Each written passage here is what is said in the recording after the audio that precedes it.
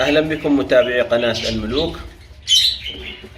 بعد الفقس مباشرة خروج الفراخ من البيض، ضروري جدا أن نقوم بالاهتمام بالتغذية. التغذية مهمة جدا للفراخ حتى تكون صحتهم جيدة ونمو الفراخ يكون جيد.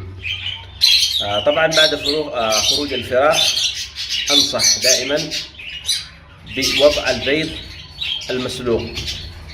البيض المسلوق مهم جدا للفراخ الصغيرة. طبعا الفراخ الكبيرة تأكل البيض المسلوق وتطعم الفراخ الصغيرة. البيض مهم جدا لأنه يحتوي على البروتين، والبروتين مهم جدا لنمو العظام ولنمو الجسم بشكل عام. فضروري جدا أن نقدم البيض المسلوق خلال الفترة الأولى من فقس البيض. وأيضا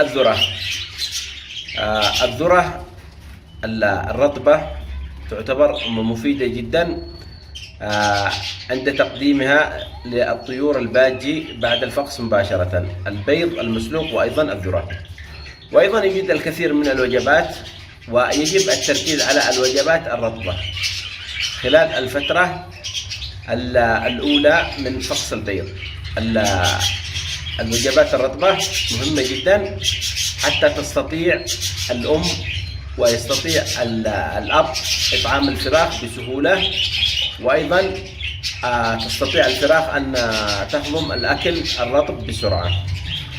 فالبيض يعتبر من الوجبات الرطبة والمفيدة. وأيضا الذرة الرطبة تعتبر من الوجبات المهمة، الوجبات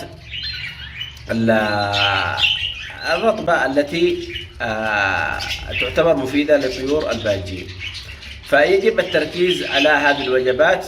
وأيضا يوجد الكثير من الوجبات التي يمكن أن نقدمها لطيور الباجي خلال فترة بعد الفقس، ولكن حبيت أن أذكر لكم هذه الوجبتين، وهي تعتبر وجبات موجودة بشكل مستمر في البيت ووجبات رخيصة وممكن تقديمها لطيور الباجي حتى تتحسن صحة الطيور ويكون النمو بشكل جيد.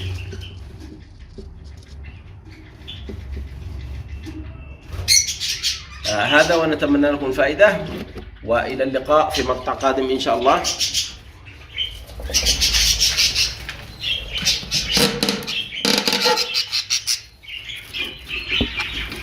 لاحظوا هذه الفراخ ما شاء الله تبارك الله، هذا بعد تقديم البيض خلال فترة الفقس. لاحظوا